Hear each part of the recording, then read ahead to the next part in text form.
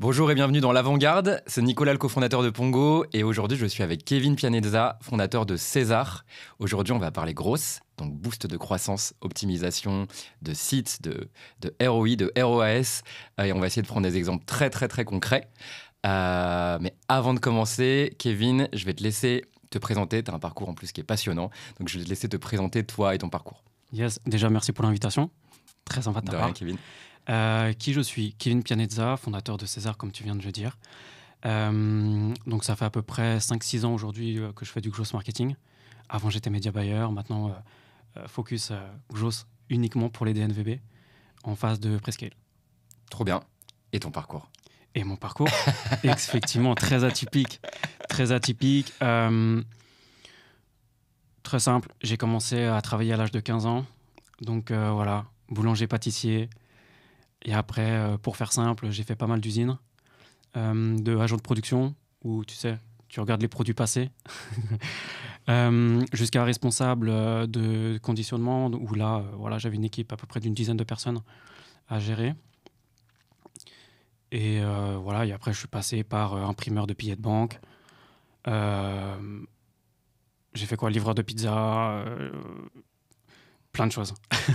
Comment tu passes de tous ces trucs comme ça? C'est de la débrouille à chaque fois où tu es en mode bon, en fait, il faut que je fasse de la thune et du coup, c'est de la débrouille comme ça ou c'est une envie à chaque fois d'explorer des trucs différents? Déjà, tout d'abord, j'ai commencé à l'âge de 15 ans parce que je trouvais pas l'intérêt d'aller à l'école. Je voulais gagner ma vie, avoir une indépendance très rapidement et surtout faire de l'argent rapidement. Comprendre en fait, tu vois, vraiment l'environnement. C'est quoi la vraie vie? Tu vois, pour moi, en fait, l'école, c'était pas la vraie vie, entre guillemets, même si voilà, je reconnais quand même de faire des études. Mais voilà, j'avais vraiment cette philosophie auparavant qui fait que j'ai arrêté très vite. Et pourquoi tout ça? Ma curiosité. Ouais. De la pure curiosité, envie de connaître beaucoup de choses. Je suis passionné en fait par tout. Tout ce que je fais, j'essaye de me donner à 100% dedans. Et dès que j'ai quelque chose qui me plaît, voilà, j'y reste. Et voilà. Donc de la pure curiosité. Et le gros, ça a l'air de te plaire du coup. Énormément. Du coup, juste avant qu'on en parle un petit peu, est-ce que tu peux nous pitcher un peu, même si tu l'as déjà plus ou moins fait, est-ce que tu peux nous pitcher un peu César?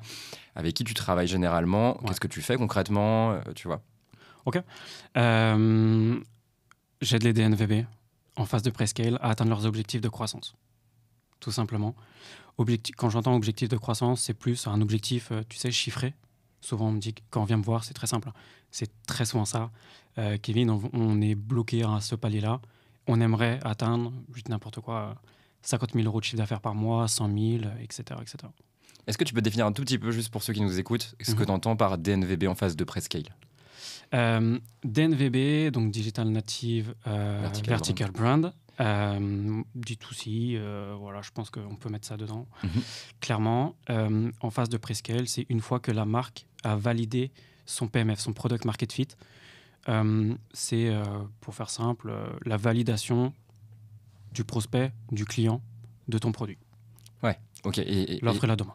Ouais, ok. Donc ça veut dire c'est pas une marque qui est au tout début et qui fait 3 commandes sur son site. C'est vraiment une marque qui a déjà du coup qui est un peu installée, qui a un business déjà qui marche. Ouais, c'est ça. L'entièreté des DNVB que j'accompagne font minimum entre 15 20 000 euros de chiffre d'affaires par mois.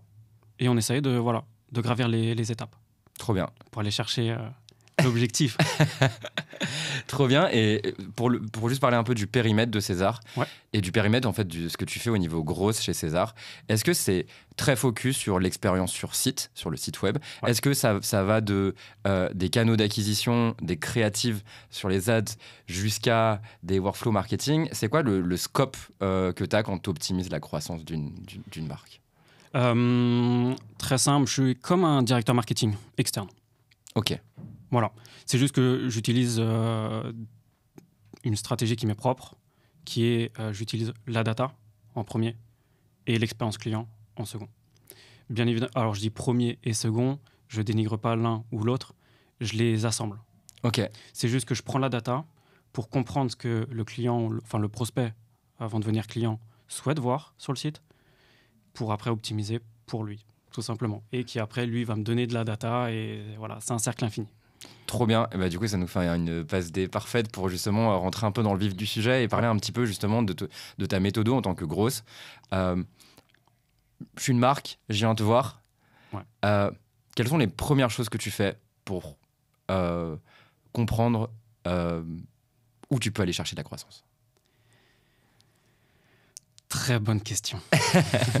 Est-ce que tu as une méthode? Bonne question. Est-ce que tu as une méthodologie? Est-ce Ouais.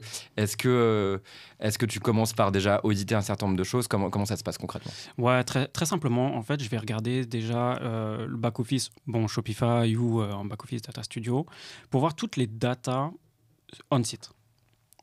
Ça, c'est la première chose. La seconde chose, je vais voir toute la data du call d'acquisition. Donc, tout ce qui va être, par exemple, Facebook Ads, Google Ads. Principalement, c'est les deux canaux publicitaires que les personnes mettent en place en premier. Et à partir de là, je vais aller à l'essentiel, tout simplement. Je ne vais pas me focus sur quelque chose qui a peu d'importance. Ça ne m'intéresse pas, tu sais, d'optimiser un taux de conversion de 0,10%, par exemple. On va aller chercher le 1-2% supplémentaire. Et je vais juste ça. Je prends la data, je vais à l'essentiel, tout en étant à l'écoute du client et en mettant toujours pareil, le prospect sur un piédestal. Ok, et quand tu dis je prends la data, tu prends quoi comme data? Et avec quoi comme outil? Quand je fais un audit, je prends, très simple, le dashboard Shopify, parce qu'en général, ils ont ça. Au tout début, ils n'ont pas vraiment de trucs poussés, d'outils poussés. Moi, personnellement, j'utilise Triple Whale, qui est extrêmement fort. Très, très fort. C'est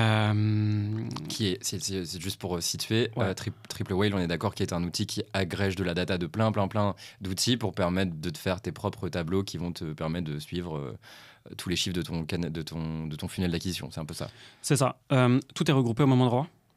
Shopify, Facebook Ads, Google Ads, Klaviyo, on peut tout mettre. Et tout est regroupé au même endroit. Ça évite, je sais pas, d'aller sur ton Shopify. Après, tu vas sur ton Klaviyo. Tu sais plus trop ce que tu avais donc tu retournes sur le Shopify. Tout est au même endroit, tout est centralisé, ce qui permet une meilleure compréhension de la data et d'aller toujours pareil à l'essentiel, voir qu'est-ce qui bloque ou au contraire voir ce qui marche le mieux et d'appuyer dessus. Je suis désolé, vas-y, pardon. Excuse-moi, pour ta question du coup au niveau de la data, je vais beaucoup focus au niveau de la LTV, de l'AOV, parce que c'est pour moi c'est les deux choses. Enfin, déjà, la LTV, c'est le succès d'une marque sur le long terme. Ouais. Ce qu'on peut faire avec, est-ce qu'il y a du recurring? Est-ce que les clients vont revenir? Est-ce que, je sais pas, ils vont revenir quand? Dans 1 an? Dans 6 ans? Dans 1 mois? Tu vois, par exemple, des produits de cosmétiques, compléments alimentaires, c'est de la LTV énorme pour eux, par exemple. Contrairement, je sais pas, des vêtements de luxe ou des vélos électriques. Ouais, complètement. Ça va être du pur one shot et ils vont venir peut-être dans 1 an, etc. Donc je vais beaucoup regarder ça, panier moyen.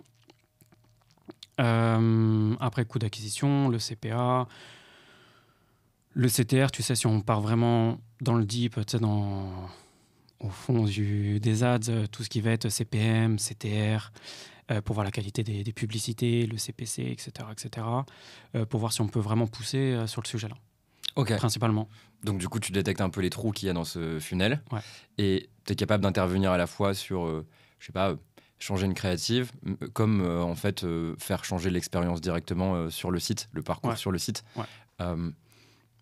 Comment tu t'y prends pour, une fois que tu as vu ces endroits où il y avait des trous de data, pour comprendre les raisons de ces trous de data?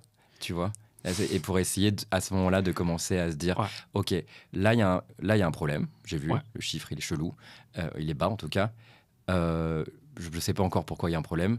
Ah ok, maintenant j'ai compris pourquoi il y a un problème. Comment tu peux nous expliquer un petit peu comment tu t'y prends? Ok, tu veux qu'on aille sur un sujet particulier?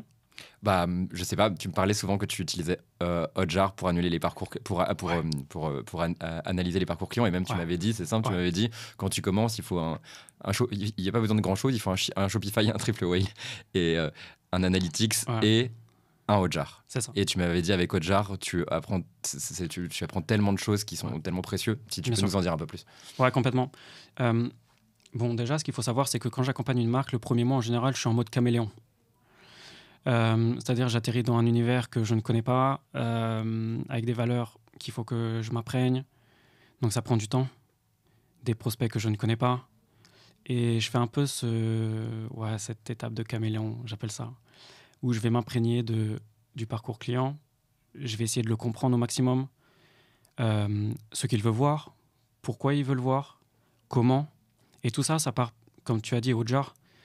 Donc voilà, une application qui permet de traquer tout le parcours client du client, du prospect, tout simplement. Ouais. Et à partir de là, je vais pouvoir essayer d'optimiser au maximum son parcours.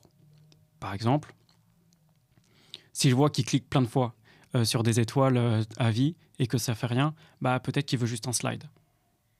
Quand je dis ça, c'est par exemple, il clique sur l'étoile, on va mettre en place un bout de code qui va en fait le mettre tout en bas de la page où il y a tous les avis.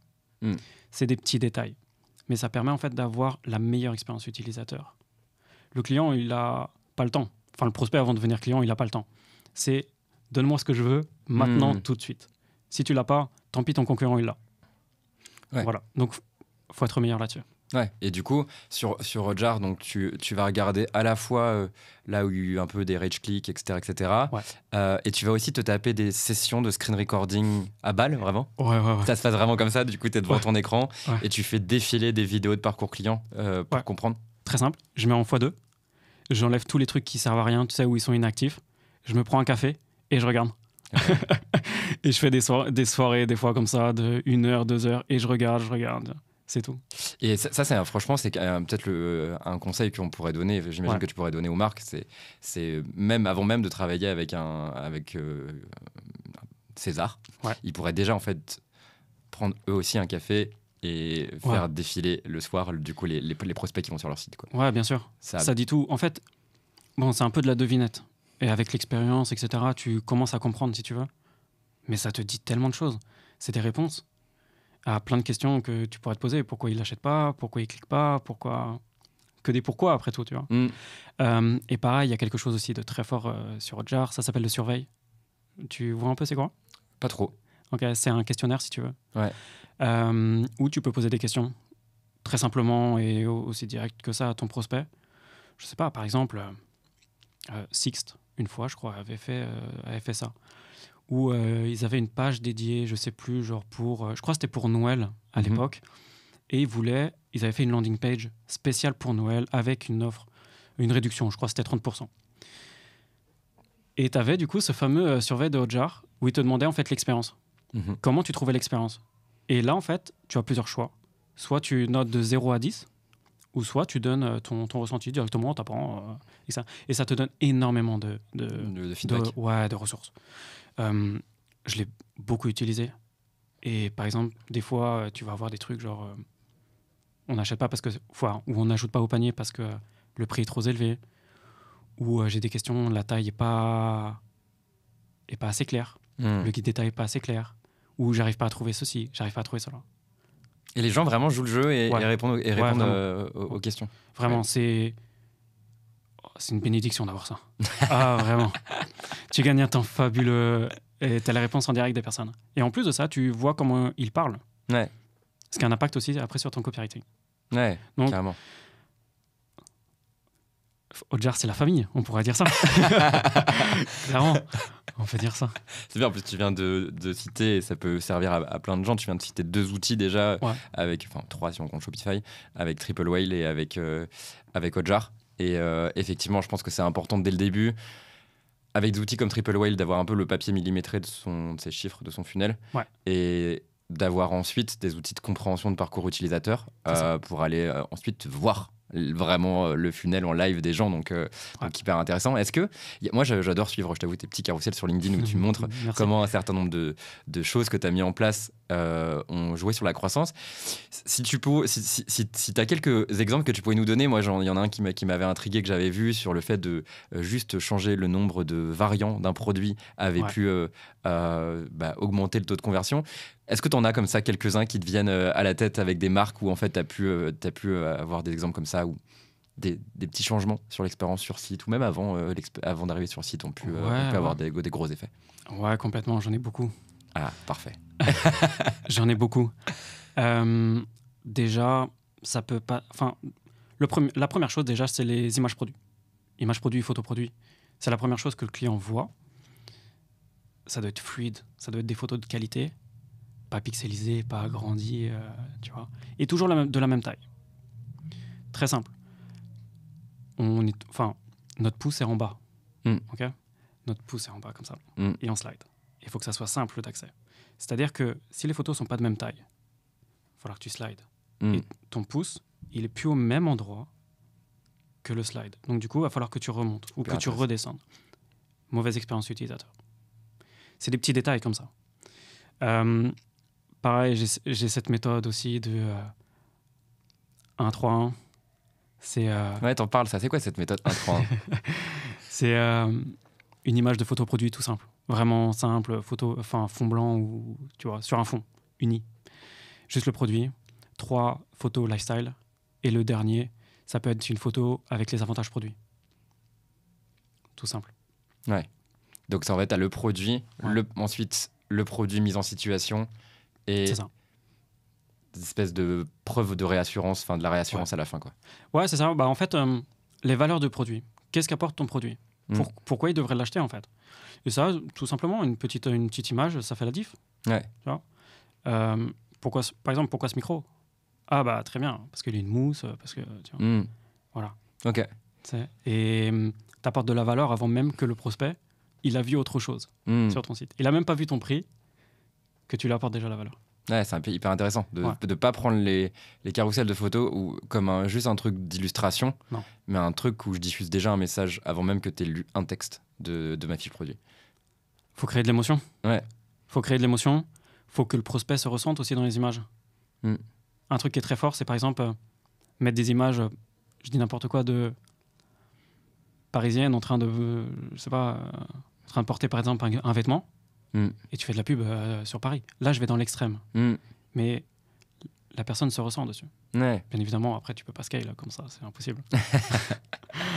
Faut pas non plus aller à l'extrême, mais c'est pour donner une idée. Ouais, ok. Du sujet.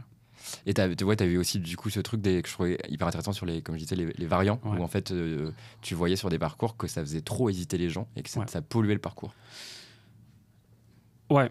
Le plus gros problème, je trouve, des DNVB quand ils se lancent, ils veulent faire beaucoup de choses. Trop de choses. C'est bien d'avoir beaucoup d'ambition, mais il faut rester toujours à l'essentiel. Ça, je le dis toujours. Aller à l'essentiel. Nul besoin d'avoir, par exemple, 45 campagnes publicitaires. Nul besoin d'avoir 45 variantes. 10 000 images. Aller à l'essentiel. C'est tout. Au niveau des variantes, pour répondre à ta question, souvent, par exemple, si tu as 5-6 variantes, tu en as toujours 2 qui vont ressortir du lot. Focus-toi sur les 2. Que ça soit partout. Que ça soit sur tes créatifs de publicitaires, tu vas mettre uniquement ces 2 couleurs en avant. Tu vas pas mettre les autres, ça t'intéresse pas. Et tu peux même aller encore plus loin. L'URL finale, par exemple de tes publicités, tu reprends la variante de tes coloris en URL finale. Donc, la personne va arriver directement sur la couleur proposée. Best-seller, il n'a plus besoin de choisir, il achète. Passionnant. Voilà. Passionnant. Voilà. Non, passionnant, ces petits exemples. En fait, ce que je trouve assez passionnant, c'est que c'est des... Tu vois, quand tu reprends tout à l'heure le client qui fait swiper avec son pouce et que tu dis, en fait, bah ouais, si les images n'ont pas la même taille, genre, en fait, le carrousel, il va se décaler, il va devoir scroller. En fait, je trouve ça hyper chouette de montrer que des petits exemples comme ça peuvent ajouter 1 milliard de frictions qui, en fait, ces milliards de frictions, c'est des milliards de 0,2% de perdus. Et du coup, en fait, si tu as ne serait-ce que 10 frictions à 0,2% de perdus, à la fin, ça fait un 2%. Quoi. C'est beaucoup. Et un 2%, ça fait beaucoup d'argent. Très beaucoup. Énormément même. Énormément. En fait, le but, c'est juste que le client, enfin que le prospect, soit bien, en fait. Juste, il comprend où est-ce qu'on veut en venir, qui est à l'achat. Achète notre produit. Simplement. Et qu'il a la meilleure expérience utilisateur et qu'en fait, il a tellement une bonne expérience qu'il va revenir. Il reste chez nous et du coup, là, on parle plus de rétention, on parle complètement de fidélisation. Et tu travailles du coup aussi un peu sur la fidélisation? Complètement. Ouais. De l'acquisition jusqu'à la fidélisation. Et est-ce que tu peux nous en dire un peu plus d'ailleurs sur les choses que tu mets en place, que ce soit sur, je sais que tu interviens aussi pas mal sur des workflows simples, pareil, Ouais. d'email, SMS, sur du panier Ouais. abandonné, sur un certain nombre de choses. Donc, on pourrait pas dire que c'est forcément de la fidélisation, mais en tout cas, ça joue sur le fait d'optimiser la conv à la fin. Ouais. Sur la fidélisation, ça veut dire que tu travailles aussi sur les workflows marketing pour les marques. Qu'est-ce que tu essaies de mettre en place là-dessus pour augmenter la LTV? Si tu veux, moi, j'ai des templates. J'ai des templates, si tu veux, de mon côté. Et je sais, j'ai déjà testé, si tu veux, des méthodes qui me disent, OK, l'email doit être envoyé à partir de telle heure, après l'ajout au panier, par exemple. Ou par exemple, comme les SMS. Mais par exemple, le SMS ne doit pas se chevaucher avec l'email marketing. Sinon, ça fait trop agressif, tu sais, ça fait la personne qui veut trop vendre. Faut avoir aussi de la finesse, pas non plus être agressif. Mais tout ça, je donne en fait les ressources aux marques. Je leur dis très bien, quand on fait du SMS, c'est tant de temps.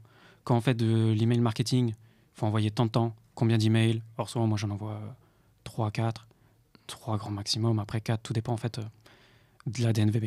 Ouais, ok. Tu vois. Mais souvent, 3, ça fait la diff. Avec des jolis textes. Toujours pareil, créer de l'émotion.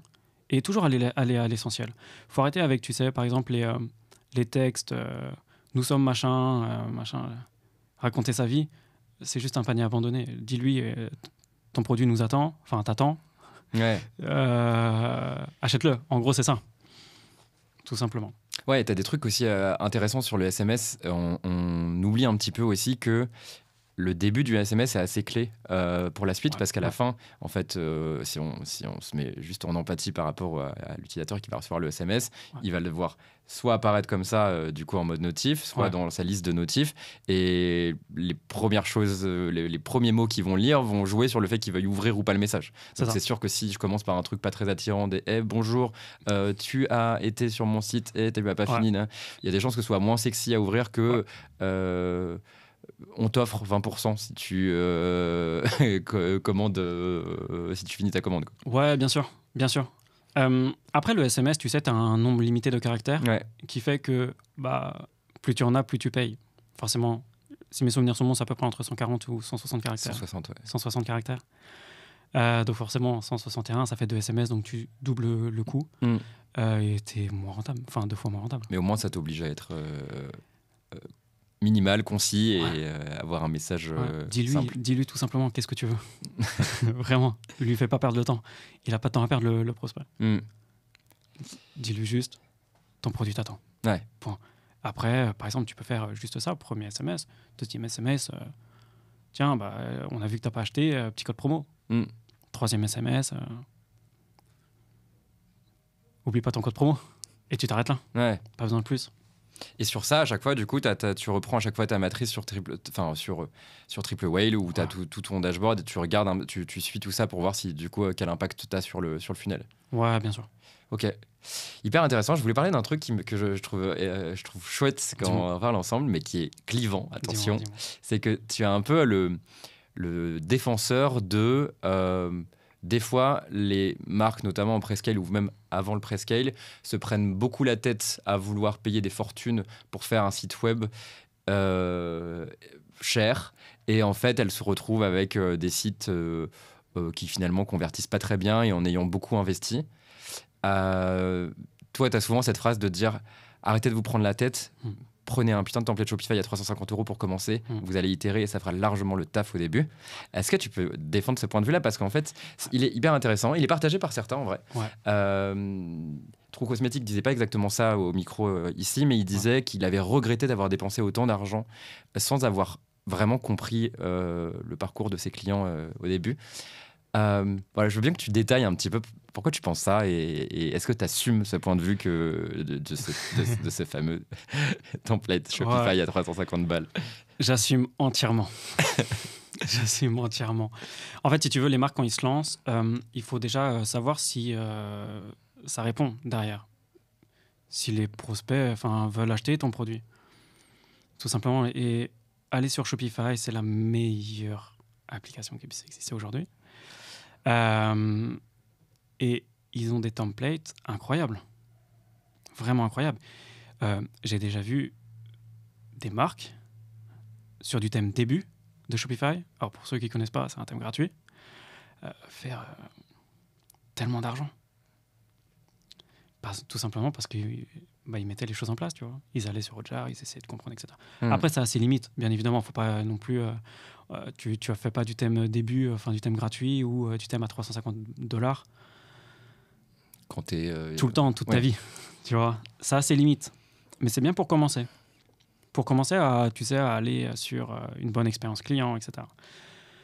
Tu peux aller facilement faire 50 000, 100 000 euros de chiffre d'affaires par mois. Très facilement. J'ai déjà vu des marques, pour anecdote, faire 350 000 euros de chiffre d'affaires par mois avec un thème qui coûte, si mes souvenirs sont bons, c'est à peu près 400 euros. Ouais. Tu vois, avec avec une optimisation merdique. Le site chargé en 14 secondes, c'était horrible. Mais il les a fait. L'offre et la demande, le PMF. En fait, si tu veux, je dis toujours aux marques, arrêtez de dépenser de l'argent n'importe où. Si votre PMF est validé, ça va vendre n'importe quand. Tout le temps, ça vend. Il est préférable d'avoir un PMF validé ou extrêmement validé, parce que des fois, c'est explosif, et que tu fasses le max de chiffre d'affaires, plutôt que avoir un PMF nul et un site incroyable. Ouais, mais ça, c'est intéressant parce que effectivement, et ça c'est un peu, quand on parle, c'est vraiment ce que je ressens du coup dans ce que tu veux exprimer, c'est vraiment ce côté itératif qui t'obsède. Et dans le côté itératif, c'est je mets 1 euro, je vois déjà ce que ça m'apporte. Bon, ok, en fait ça apporte rien. Bon, finalement, du coup j'essaye autre chose. Et en fait, je mets mes euros petit à petit jusqu'à ce que en fait, je vois que, ok, c'est bon, là j'ai un truc qui est cool parce que 1 euro de ads, il m'en rapporte 10. Ouais. Là, je peux dérouler un peu la pelote. Mais ce qui est hyper intéressant, c'est que effectivement, le conseil aussi qu'on peut donner aux marques qui se lancent, qui sont même avant le PMF, c'est-à-dire qui n'ont pas encore trouvé forcément le fit avec leur cible. Effectivement, à ce moment-là, ce qui est intéressant, c'est qu'en ayant très vite, parce qu'avoir un thème Shopify, au-delà du fait que c'est un thème Shopify, que tu as un thème Shopify, que tu n'as pas...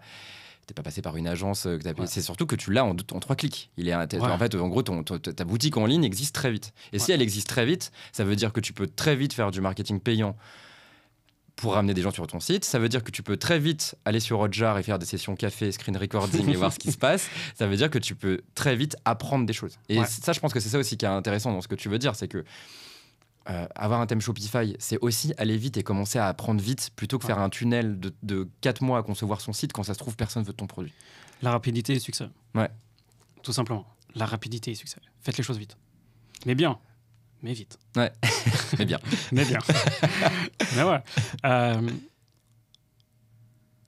J'ai une petite anecdote comme ça. Vas-y. J'ai accompagné une marque que j'accompagne toujours aujourd'hui. En changeant, si tu veux, son thème Shopify, au tout début, elle était sur du 2,48% de taux de conversion, à peu près. On a changé son thème. J'ai fait mes recherches, j'ai choisi un thème, je lui ai dit celui-là, j'en ai choisi, je sais plus, je crois, 3-4. Je lui ai dit, moi, je préfère celui-là, mais choisis celui que tu veux. Celui que tu préfères, celui qui te parle le mieux, tu vois, pour toi et ta marque, pour tes valeurs. Je suis pas dans sa tête, tu vois, au niveau des valeurs. Donc, je lui ai fait ça. On choisit exactement le même. En 24 heures, mis en place. On est passé de 2,48% de taux de conversion à entre 6 et 7%. 350 €, ça nous a coûté. Ouais. Voilà. Et on a augmenté de 4-5% de taux de conversion. Trop bien. Est-ce que cette marque, c'est Cuisseau ? Non. Ouais. Est-ce que ça nous ferait pas une passe décisive parfaite, même si t'as un peu, du coup, t'as un peu spoilé je suis désolé. Non, pas de souci, mais du coup, c'est intéressant parce qu'effectivement, avec Kevin, on voulait prendre un exemple assez concret sur ce podcast d'un avant-après. Et du coup, Kevin a la chance d'accompagner Cuisseau, que d'ailleurs je vais te Ouais. laisser un petit peu pitcher. Malheureusement, du coup, la fondatrice n'est pas là. Tu vas devoir pitcher pour elle, Ouais. Cuisseau. Mais peut-être que tu peux un petit peu d'abord nous expliquer ce que fait Cuisseau, ce qu'elle vend. Et après, on pourra voir un petit peu comment tu t'y es pris pour justement faire passer, multiplier par 3 ou 4 ou plus le taux de conversion sur son site. Donc, Ok. qui est Cuisseau? Cuisseau, c'est une marque qui vend des shorties anti-frottement au niveau des cuisses. Très bien, très clair. Son objectif, c'est de lutter contre les frottements des cuisses. Beau projet. C'est son objectif. Mm. Ouais. Beau projet. En plus, Avec, hyper nécessaire sur une cible qui Ouais. a jamais été vraiment adressée correctement. Donc, très cool. Ouais, j'ai jamais vu une offre demande aussi grosse. Ouais. Et aussi peu de personnes dessus. Ouais. Ah, parce que c'est un sujet un peu tabou en vrai. Ouais, tabou. Mm. Mais tu sais, c'est un peu comme... tu te souviens de Balls? Oui. Balls.co. Oui. Sujet très tabou. Pour te raser, Ouais. les testicules sont blessés. Exactement, avec les balles de tennis et tout. Incroyable. Incroyable. Meilleure campagne marketing. Non, Incroyable. de ouf. Mais ça, voilà, c'est offre... Ouais. Sujet tabou qui est mis en avant et avec beaucoup de dérision. Ouais. Et comment ça se passe avec Cuisseau du coup? Comment Kevin en vient à travailler avec Cuisseau et Ouais. est-ce qu'on peut du coup après enchaîner? Bon, on le fera après, mais est-ce qu'on peut enchaîner sur comment tu t'y es pris et quels résultats tu as obtenus? Ok. Léa, la fondatrice du coup, bisous, elle voit le podcast, m'a contacté en fait directement sur LinkedIn suite à une étude de cas que j'avais faite sur une autre DNVB pareil. Et j'avais expliqué voilà comment on a fait pour passer de temps à temps en temps de temps. Et du coup, voilà, ça lui a parlé parce que j'étais une personne en fait multitâche qui avait une aperçu vraiment global de la DNVB, de tout, hein, que ça soit, tu vois, l'acquisition client, autant que l'optimisation de BFR, tout. Et elle disait que j'étais le seul en fait comme ça, qu'elle a trouvé du moins sur LinkedIn, et qu'elle trouvait ça super intéressant. Donc voilà, elle m'a contacté, et puis le feeling a très très bien passé. Trop bien. Et voilà, maintenant. Et donc elle vient te voir avec quelle problématique? Problématique, tu sais que. Alors, plusieurs problématiques. La première, ça va être quoi faire? J'ai un palier, je me sens plafonné. Qu'est-ce que je fais? Où est le blocage? Palier, Pourquoi? c'est-à-dire qu'en gros, elle n'arrive pas à avoir de traction. Elle n'arrive pas Ouais, c'est ça. à booster plus son CA. Ouais, c'est ça. On était sur du 20 000 euros de chiffre d'affaires par mois et elle se sentait en fait plafonnée. Et bah voilà, c'est où est-ce qu'on commence? Qu'est-ce qui bloque? Faut aller à l'autre palier. Ça, c'est sa première chose. Seconde chose, c'est maintenant qu'on sait quoi faire. C'est quoi le plus important? Tu vois? Donc un peu ce système de chef d'orchestre. Savoir prioriser les chantiers, savoir prioriser qu'est-ce qui est le plus important et le plus impactant surtout, pour faire le plus de chiffre d'affaires en un temps record, j'ai envie de dire. Du gross. Du gross. Et je crois que tu dis, si je dis Ouais. pas de bêtises, que justement, tu fais ta fameuse méthode de data, observation des parcours, etc. Ouais. Et tu te rends compte que le site n'est pas vraiment totalement perçu comme un site en ligne, mais plutôt Ouais. comme un blog. Est-ce que tu peux détailler un peu ça? Ouais, j'ai passé beaucoup de temps sur Roger. Beaucoup de cafés sont descendus dessus. Mais si tu veux, en fait, c'est une impression. C'est un ressenti que j'ai vu directement. En fait, les gens slidaient, les gens parcouraient le site, mais n'avaient pas cette intention d'achat. N'allaient pas forcément sur le produit ou n'ajoutaient pas au panier. Tu sais, il y avait quelque chose de très bizarre. Comme si c'était un blog, comme si c'était quelque chose... un site comme un forum, tu sais, où tu te balades et tu vas chercher de l'information. C'est tout. Et c'est ça le problème. C'est pas ça qu'on veut d'un site e-commerce. Enfin, normalement. On veut de l'achat. Donc, on va faire en sorte qu'ils achètent. Donc, on change le thème et on va faire tout pour qu'ils achètent. Voilà. Et donc, à ce moment-là, tu suis ta fameuse théorie de... Ouais. Pour l'instant, on va juste tester de Ouais. mettre un thème Shopify orienté conversion à 350 balles et on va voir ce que ça donne. C'est ça que tu fais Ouais, à ce complètement. moment-là. Ouais, complètement. C'était la meilleure chose. En fait, en termes d'argent, parce que tu sais, Enfin, c'est pas une marque qui peut mettre, je sais pas, genre, je dis n'importe quoi, mais on peut pas mettre 5-10K dans quelque chose qu'on ne sait pas si ça va fonctionner. Testons avant, avec un thème. Ok, ça fonctionne. Très bien. Bah, écoute, peut-être dans 6 mois, quand on aura fait encore plus de chiffres, on passera sur un thème genre vraiment custom. Et comment tu interprètes du coup que le passage à ce thème ait autant d'impact sur la conversion? Qu'est-ce qui a réellement changé entre le site de Cuisseau d'avant et le site de Cuisseau maintenant? Déjà sur la page d'accueil, je te dirais la disposition des sections. Déjà, il n'y a pas 1000 informations. C'est ok, c'est tu vois, une photo, tous les produits, etc. etc. Des sections bien définies directement. D'ailleurs, ils ont fait un gros taf là-dessus. Et après, au niveau de la product page, je te dirais que c'est plus visuel.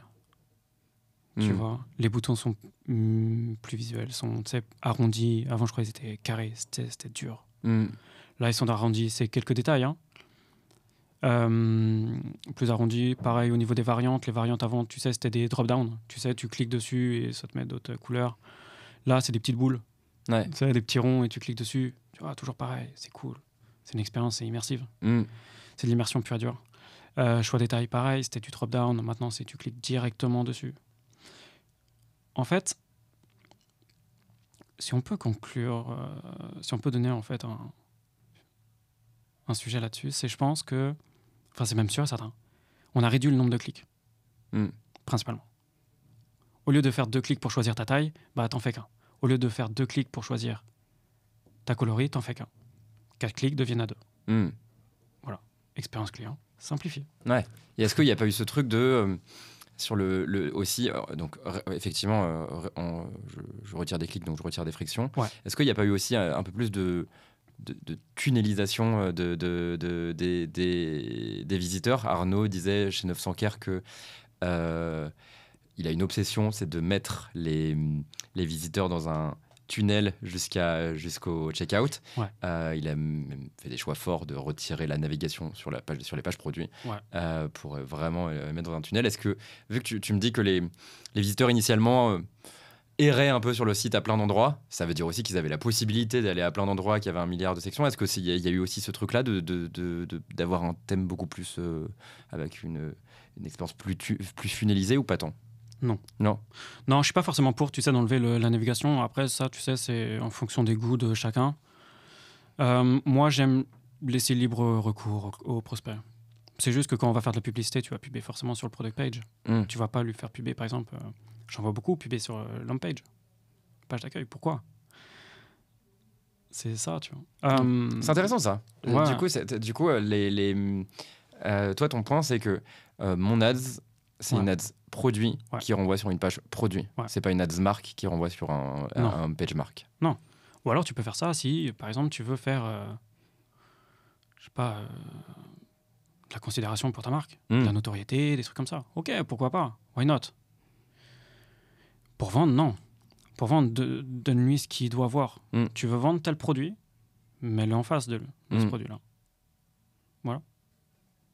Et donc, à la fin, les résultats de ça, est-ce qu'il y a d'autres choses que tu as mis en place qui ont permis à Cuisseau d'augmenter ses résultats? Ouais, alors déjà, il faut savoir un truc, c'est que Cuisseau a une LTV incroyable. Ils ont réussi en fait, à monter en fait, un trafic organique de fou. Maintenant, c'est pas là-dessus. Moi, j'oublie en fait ce côté-là pour faire mes itérations. C'est parce que quand tu scales, t'as beau avoir du trafic organique, c'est pas lui il va pas t'acheter des produits tous les jours. Donc tu scales via la publicité, via l'influx, etc. Des personnes qui te connaissent pas, quoi, tout simplement, du call d'acquisition. Donc du coup, l'intégralité. Donc c'est pour ça qu'on a mis des publicités Facebook en place pour que à chaque fois que je prenne des itérations, que je fasse des mises en place sur Hotjar aussi, c'était uniquement sur du trafic cold, pas du trafic organique. Le trafic organique, si tu veux, il a le temps de comprendre ta marque. C'est lui qui vient de lui-même. Sa propre volonté. Donc du coup, il va comprendre ta marque, il va aller chercher dans les recoins qui tu es, comment, quel produit tu as, Il a le temps. Mm. Call d'acquisition, tu vas le chercher, il n'a pas le temps. Déjà, tu déranges sur son fil d'actualité. Qu'est-ce que tu me veux? Très bien, ton produit est cool. Je clique. C'est combien? Le prix me plaît, j'ajoute au panier. Je vais à l'achat. Ton produit me plaît pas, je pars, tu vois. Mm. Donc, ouais, il y a eu mise en place, si tu veux, de call d'acquisition, Facebook. Comme ça, on a des vraies itérations sur des clients cold. Pour préparer, si tu veux, le scale, tu vois. Parce que le pre-scale, en vrai, c'est une structuration des fondations pour pouvoir passer au scale. D'ailleurs. Parce qu'au moment où QSO te contacte, elle fait que de l'organique. Full organique. Putain, impressionnant quand même. Ouais, de fou. J'ai jamais vu ça. Bah, moi, Vraiment.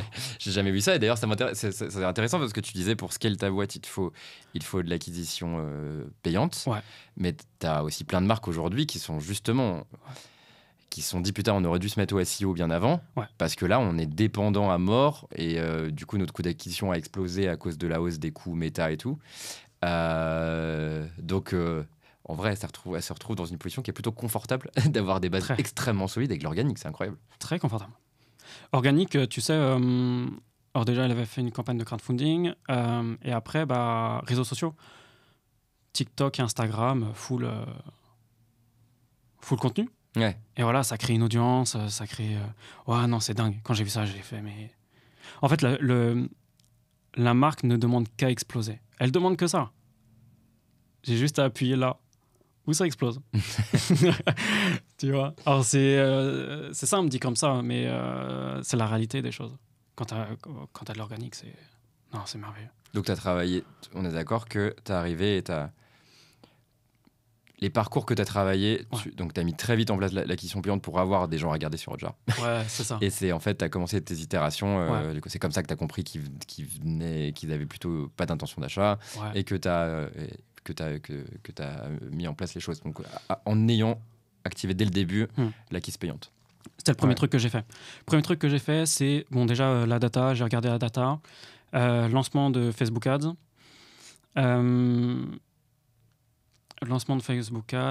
installation d'Hotjar, voilà. Après, panier moyen, c'était le second sujet. Pour augmenter le panier moyen, qu'est-ce qu'on peut faire? Donc, offre marketing, principalement, vendre plus à un client. Tu peux préciser ça? Qu'est-ce que tu entends par offre marketing? Ouais, bien sûr. Les offres marketing, souvent, c'est des... tu sais, par exemple, un produit acheté, un produit offert, 2 produits achetés, un produit offert, ou tu sais, il y en a qui vont à l'extrême, mais un produit acheté, le deuxième à moins 50%. Tu vois. Ça se définit en fonction des valeurs de la marque. Beaucoup de marques, tu vois, refusent de faire des moins 50%, par exemple, ce qui est normal. Ouais, pour pas dégrader l'image de marque. Exactement. Ouais. Donc souvent, par exemple, avec QSO, on a mis 2 shorties achetés et un cabas offert. Pourquoi? C'est les plages, en ce moment. Un cabas, les gens se baladent avec ça. On a mis ça en place. On a augmenté, en fait, si tu veux, le panier moyen de dire, OK, aux personnes, arrêtez d'acheter un shorty, mais 2 shorties. Okay. Et en plus de ça, vous avez un cabas offert. Résultat, ça a fonctionné. Et le cabas permet d'avoir de la visibilité sur la marque. En organique, en full organique. C'est-à-dire que en plus, il est vraiment très, très beau. Donc voilà, les personnes sont contentes et tout. Donc c'est que gagnant. En fait, si tu veux, c'est à la fois, ça nous augmente notre panier moyen, à la fois, la personne est contente parce qu'elle a un cabas, et en plus de ça, elle nous fait de la promotion gratuitement. Et elle est contente d'avoir un cabas. Ouais. Normalement. Mais voilà. C'est intéressant, et en plus tu fais une promo qui touche pas vraiment à ta marge, mais qui a que du coût matière, qui est le coût de production du cabas, quoi. Ouais, complètement. Et puis en fait, si tu veux, c'était des invendus de l'année dernière, donc autant, tu vois, optimiser au maximum ces dépenses-là. Parce que c'est de l'achat quand même. Faut les utiliser, tu vois. Ça a été acheté, autant l'optimiser au maximum. Et ça, vous avez vu direct l'effet sur l'augmentation du panier moyen? Direct. Ouais, directement. On est passé alors j'ai plus exactement le chiffre exact, mais à peu près une 50aine d'euros. Là, on est plus sur du 70 et quelques euros, à peu près. Mais il y a beaucoup de marques, tu vois, qui font ça. Offre marketing. Après, il ne faut pas aller non plus à l'extrême. Il ne faut pas en faire tout le temps. Bon, sauf si tu veux détruire ta marque. C'est la meilleure façon. Mais de temps en temps, Tu vois, là, c'est la saisonnalité, on avait des cabas, fallait augmenter le panier moyen. En plus de ça, faut amortir le coût d'acquisition, tu vois, sur Facebook. Tout était au vert pour faire une offre marketing. Ça veut pas dire, par exemple, qu'on la gardera. D'ailleurs, là, on l'a enlevé pour faire autre chose, tu vois, en mode upsell, etc., etc. Trop bien. Donc, je récapitule. Dis-moi. Tu mets du payant. Ouais. Tu changes du coup le thème initial pour en mettre un autre qui enlève le nombre de clics, qui est plus optimisé conversion. Tu travailles le panier moyen en essayant d'inciter les gens à acheter 2 shorties et pas un seul. Ouais. Est-ce que tu as fait d'autres choses? C'est ce qui est déjà beaucoup. Ouais. Est-ce que j'ai fait d'autres choses? Changement du timing des envois de mail marketing.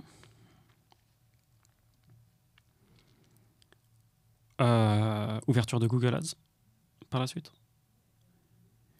Et est-ce qu'on a fait autre chose depuis? C'est déjà pas mal.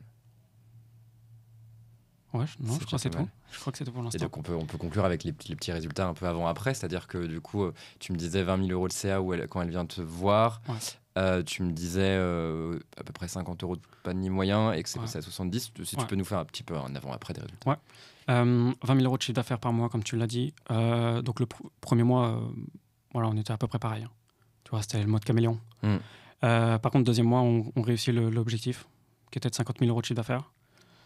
Donc on l'atteint très facilement. Voilà, après, niveau panier moyen, bon, augmentation de 20 euros supplémentaire. Et là, voilà, là, on appuie. Ouais. Le seul petit truc qu'on pourrait dire, c'est on pourrait dire, bon, il est passé de 20 à 50 000. Bah, c'est normal, il a activé un canal d'acquisition payant en plus qu'il n'y avait pas avant. Ouais. Mais donc, du coup, j'imagine aussi que tu suis le coût d'acquisition que tu arrives à avoir. Parce que effectivement, si tu fais 50 000 euros, mais que du coup, ton coût d'acquisition client sur un panier moyen de 50 euros, c'est 300 euros, ça n'a aucun sens. Tu vois. Ouais, complètement. Complètement. Non, après, tu vois, en fait, l'acquisition client, c'est... Il y a un coût par achat. Tu vois. Et ça, je joue plus sur l'AOV plus que le coût par achat. Tu peux préciser AOV pour les gens. Panier moyen. Panier moyen. Combien une personne, si tu veux, achète en moyenne Ouais. Donc c'est intéressant, c'est-à-dire que tu te dis... plutôt que d'abord essayer de faire diminuer mon coût d'acquisition en essayant d'optimiser je sais pas, les créas, etc., tu te dis, bah oui, moi j'ai aussi un autre levier, c'est de faire en sorte que chaque personne qui achète, elle achète pour plus cher. Et ce qui fait que du coup, je reviens à un coût d'acquisition qui reste OK. Faut aller à l'essentiel. En fait, faut aller à l'essentiel et faire le plus simple et le plus rapide en termes de choix. Ça, c'était le choix le plus rapide, si tu veux. On a juste une offre marketing à mettre en place. Ouais. S'il fallait diminuer le coût par achat, il aurait fallu créer des ads, des créatives, de nouvelles créatives. Itérer autour des créatives. Itérer. Tu vois ce que je veux dire? Il n'y a pas le temps. C'est maintenant qu'il faut faire du chiffre derrière. Bien évidemment que ça va être un sujet. Ça, faut pas le dénigrer. Et on est en train de travailler maintenant dessus. Mais pour atteindre ce palier-là, il n'y a pas eu besoin de ça. Ouais. C'est intéressant de voir que c'est par des petits trucs, finalement, comme tu dis, simple. De faire une offre marketing pour jouer sur le panier moyen, d'observer des parcours et d'en réduire le nombre de clics, des trucs assez simples qui finalement font des effets intéressants. Ensuite. Ouais, complètement, il faut juste appuyer là où ça explose. Ouais. Où ça peut exploser ou truc comme ça. Tu vas pas aller envoyer un message par exemple à Facebook pour dire mon CPA est trop cher, réduis-moi. Tu vois ce que... tu peux pas aller à l'encontre de ça, donc tu l'acceptes et tu essaies de dire ok, comment est-ce qu'on peut être plus rentable, parce que pareil, qui dit plus de rentabilité dit plus de cash dans la machine, donc on peut aller encore plus loin, etc. Ouais. C'est ça. Ce qui est intéressant, c'est que tu joues sur ce que tu maîtrises intégralement. C'est-à-dire que finalement, ton site web, ta boutique en ligne, tu la maîtrises intégralement. Tu maîtrises l'UX, tu maîtrises les produits qui sont dessus, tu maîtrises les variantes qui sont dessus, tu maîtrises tout finalement de ton site web. À l'inverse, tes canaux d'acquisition, notamment les canaux d'acquisition payants, t'es pas maître. Tu t'es pas totalement maître, effectivement, parce que en fait, t'es pas maître si une créa qui performe, elle performe plus. Tu t'étais effectivement, et de plus en plus avec le fait d'utiliser le broad de Meta, en fait, il fait un peu ce qu'il veut pour optimiser lui-même ta conversion. Donc, C'est exactement ça. c'est intéressant le fait de se dire de jouer sur ce que vous maîtrisez. Toujours. Mm. Ouais, tout le temps, c'est toujours ça. Hein. Moi, je le dirais tout le temps. Et à chaque call, d'ailleurs, que je fais avec tous mes clients, je dis allez à l'essentiel. Arrêtez de vouloir faire tout et n'importe quoi. Allez à l'essentiel, pour l'amour de Dieu. Allez, arrêtez de vouloir faire de la pub sur 10 000 produits. Faites déjà sur un seul. Optimisez au maximum ce produit-là. Tu sais, j'utilise la stratégie de vache à lait, comme d'ailleurs beaucoup de marques ont fait. Hein. Nike avec les Air Force One dernièrement. Gucci avec, tu sais, c'est un sac, à l'époque d'ailleurs, pour une anecdote, c'était une selle de cheval en fait qu'ils ont replié sur eux-mêmes. Et ils ont gardé ça, si tu veux, ça a fait un sac. Ça fait des années, hein, ça fait plus de 100 ans maintenant. Et tu vois, c'est leur vache à lait. Aujourd'hui, ils fabriquent encore. Tu vois, il y a toujours ça. Et aujourd'hui, en fait, j'appuie sur cette vache à lait. J'appuie fort dessus. Et je te dis, tu vas exploser cette marque-là. Et on fait tout pour. Tu vois, mais on va à l'essentiel. Tu vois, on n'est pas là en train de dire, ah ouais, peut-être qu'on va aller choper 2-3 euros par-ci, 2-3 euros par-là. Je m'en fous. Ça m'intéresse pas. Viens, on fait du gros cash. Et il faut faire ça.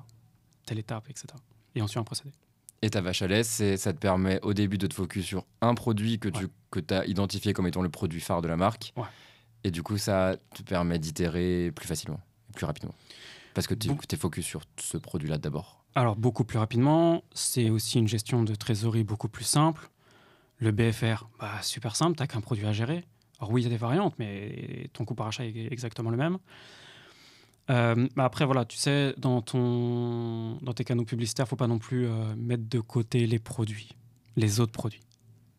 Okay. Ouais, mais oui, mais tu le fais dans un second temps. Une audience différente. Et c'est intéressant ce que tu dis sur le live HLA. Effectivement, Nike et l'Air Force One, c'est un parfait exemple. Mais tu peux prendre aussi Merci Andy et son gel hydroalcoolique. Complètement. Où en fait, Merci Andy, maintenant tu vas sur leur site, ils ont une gamme de produits énorme. Il n'empêche qu'ils ont commencé par ce produit-là, en faire beaucoup de cash, et pour se servir ensuite de ce produit-là comme appât pour faire du cross-sell.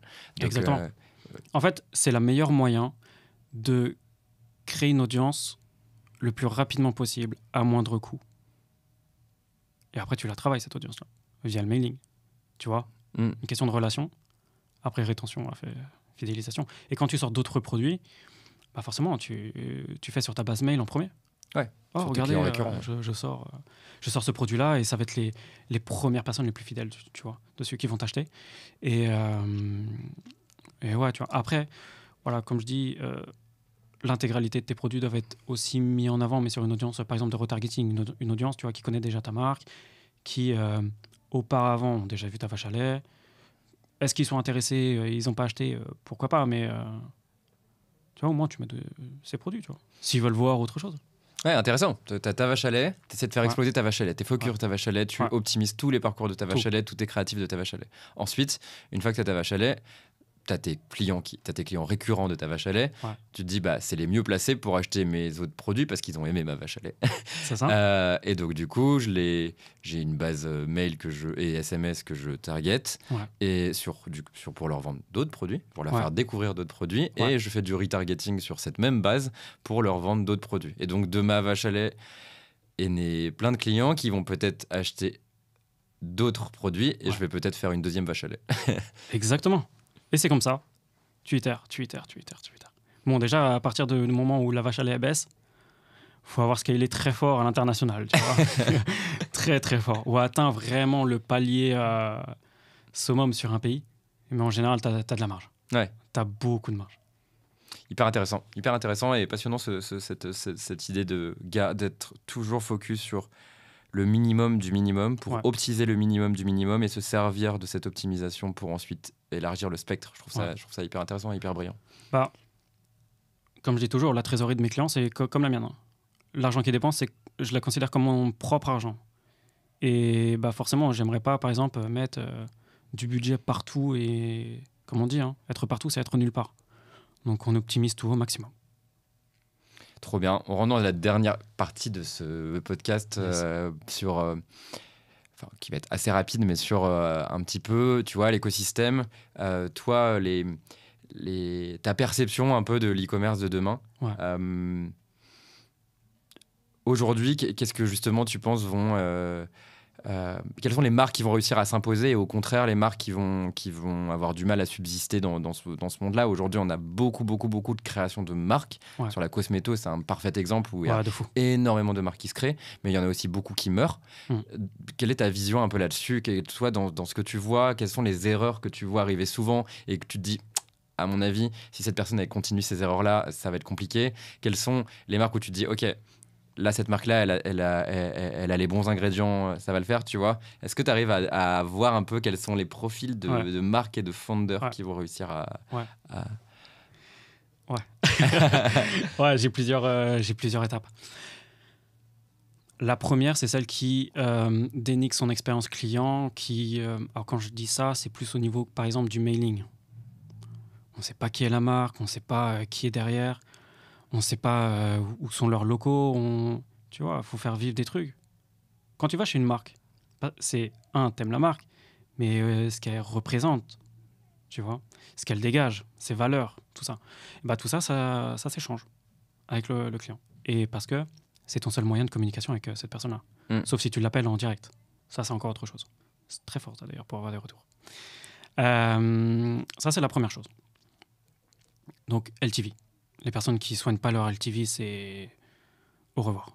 Direct. Il y a quelqu'un qui va le faire mieux qu'eux, qui va mettre le client sur un meilleur piédestal, et il va aller chez le concurrent. Donc ça veut dire que les dropshippers, c'est bien, mais ça dure qu'un temps. One shot, quoi. Ouais. One shot, de toute façon, c'est leur business model, c'est one shot, tout simplement.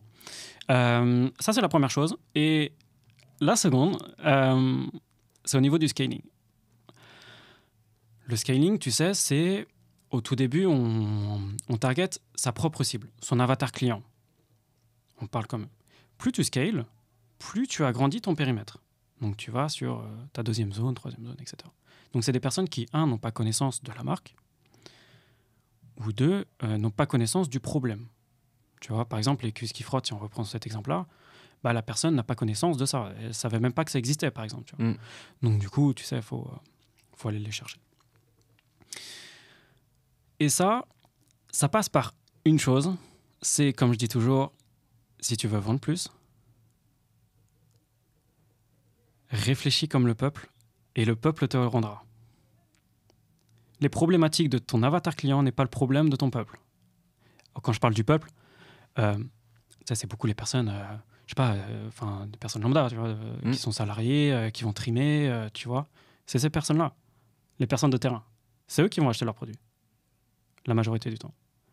Et c'est ça, je trouve qu'aujourd'hui, les personnes ne se mettent pas assez dans la tête de ces personnes-là, n'essaient pas assez de les comprendre, de visualiser leur expérience client, de comprendre leurs points de friction, etc.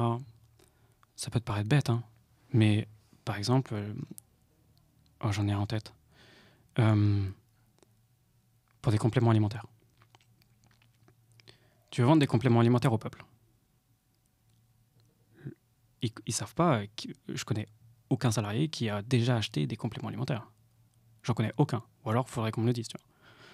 Mais, tu vois, vu que j'ai travaillé avec eux, je l'ai été, je pense que je le suis encore même, je connais leurs raisons et tout. Et du coup, ça me permet de visualiser ce qu'ils veulent et tout. Mais par exemple, les compléments alimentaires, si faut leur montrer comment tu prends des compléments alimentaires. Même si c'est juste 3 étapes, tu sais, genre juste un petit bandeau. Étape 1, ouvrir le capuchon. 2, prendre la gélule. 3, avaler avec de l'eau. C'est simple. Mais tu as enlevé une friction. La personne, elle ne sait pas comment le prendre. Est-ce qu'elle doit ouvrir la capsule et verser dans l'eau? Elle ne sait pas. Et c'est ça, il faut réfléchir comme le peuple. C'est-à-dire, elles ont des points de friction, elles ne connaissent pas, tu vois. Elles ne connaissent pas des choses. Aujourd'hui, en plus, on arrive sur des phases de... la santé est beaucoup plus importante qu'il y a 20 ans, par exemple. Donc, du coup, elle s'intéresse plus, mais elle veut comprendre, elle veut savoir, tu vois. Donc, en fait, ce que tu dis, c'est que pour toi, les marques qui vont réussir, c'est d'une part, du coup, et ça, d'ailleurs, c'est un point commun de tous les gens qui sont passés au micro, de dire que les marques qui arrivent à imprégner, propager des valeurs fortes, qui vont créer une relation vraiment de proximité avec les consommateurs.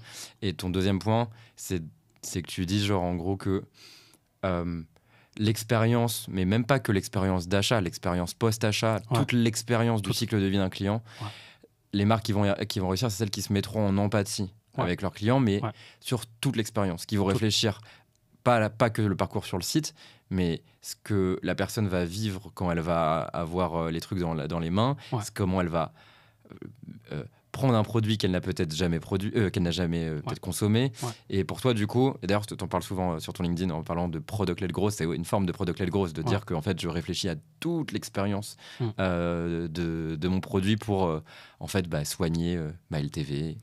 Parce que en fait, tout ce qui s'est passé, l'expérience, si elle est millimétrée et qu'elle a été satisfaisante du début à la fin, ça joue sur le réachat, ça joue sur le referral, ça joue sur un milliard de trucs. Ouais, c'est ça, c'est exactement ça. Il faut qu'ils se sentent aussi impliqués, tu vois.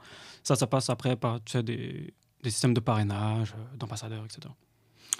Trop bien. Est-ce qu'il y a des marques d'ailleurs qui t'inspirent, où tu trouves qu'ils sont plutôt bonnes, pardon. Ouais. Première, direct, bonsoir. Ah, vous êtes trop forts. Ah, ils sont trop forts. En fait, c'est la valeur qu'ils dégagent, le branding qu'ils ont. Ils sont très, très forts. Très, très forts. Eux, c'est une marque qui vont exploser encore très longtemps. Ils sont en place et ils vont aller loin. Jimmy Fairley, leur pub aussi, incroyable. Ils savent parler à tout le monde, à leur cible, qui mettent en avant, tu sais, en plus, c'est des images qui se superposent, hein. C'est une suite d'images, mais ils sont très forts, très très forts. Donc les deux là déjà. C'est pas mal. Je te dirais Horace. Bon, ça c'est parce que je suis un Yankee là-bas. Je te dirais ça. Mais voilà, c'est les trois grandes si tu veux. Enfin, c'est les trois plus grandes aujourd'hui qui m'inspirent beaucoup. Ouais, qui m'inspirent. Après, si on va au-delà, tu vois, de l'échelle, c'est vraiment Nike. Mais ça, c'est plus avec leur slogan, tu sais, Just Do It. J'aime juste leur vision, leur valeur et tout. Ouais. Tu vois, truc comme ça. Ouais, ce qui dégage, ils ont une image de marque qui est incroyable. Fort. Effectivement. Fort. Très, très, très fort. Et dernière petite question, j'aimerais bien te demander. En fait, ce qui était intéressant dans le début de ce podcast aussi, c'est que tu as cité quelques outils que tu utilises. Donc c'était Shopify, Triple Whale, Hotjar en parlant à la fois de la partie screen recording mais la partie surveille aussi. Est-ce qu'il y a d'autres outils que tu utilises ou que tu as utilisé récemment et où tu t'es dit putain c'est le feu? Alors SMS, tu vois, étonnamment, je le fais pas sur Klaviyo, je le fais directement sur SMS Bump, qui s'appelle Yotpo maintenant. J'aime beaucoup, trop bien, facile. Là, tu vois, par exemple, on est en train de tester avec une marque Wink. Lien de parrainage et tout. Tu vois, pareil, très simple d'utilisation, c'est trop agréable à utiliser, tu as envie de le faire. Après, qu'est-ce que tu pourrais avoir d'autre? Bon, après, tu as pas mal de petites choses, tu sais, en upsell, downsell. Donc là, ça va être... alors, si mes souvenirs sont bons, ça s'appelle Aftersell, comme application, si on t'a des thèmes qui le font directement. Maintenant qu'ils sont imprégnés, mais sinon, tu peux avoir ça. Qu'est-ce que ça fait, Aftersell? Si tu veux, ça te met en place des upsells ou des downsells. Ok. Tout simplement. Sur soit ta page carte, ta page panier ou dans le checkout, directement. Donc, tu as des petites choses comme ça. Tiens, d'ailleurs, ça, j'avais testé une fois. Les gens, en fait, quand ils achetaient un produit, directement après, hein, tu sais, normalement, tu as la confirmation. Directement après, je mettais un autre produit. En mode, le rate pas celui-là. Et c'était un truc agressif, genre moins 50% sur le produit. Ça marchait de fou. Je l'avais fait une fois sur une marque et ouais, de fou. C'est rare qu'on voit ça. Ouais, en post-commande. Post-commande. Directement après. Dingue. Et ils avaient aucun... En fait, si tu veux, ils avaient juste à cliquer sur acheter et ça y est, ça a acheté directement. Ils avaient déjà mis la carte bancaire et tout. Ouais. Pas de friction, rien. Ils ont juste un clic. C'était trop fort. Et tu vois, j'avais ce truc de me dire, bah ouais, mais peut-être qu'il faut... Enfin, tu vois, par exemple, moi, ça me fait chier de payer 2 fois. Et non, visiblement, ça marche. Pour ça. Donc voilà, Aftersell. Après, sinon, une autre application, j'en ai pas trop de tête. Après, tu vois, il y en a, c'est des goûts et des couleurs, mais au lieu de Hotjar, il y a Lucky Orange aussi qui existe. Voilà. Trop bien.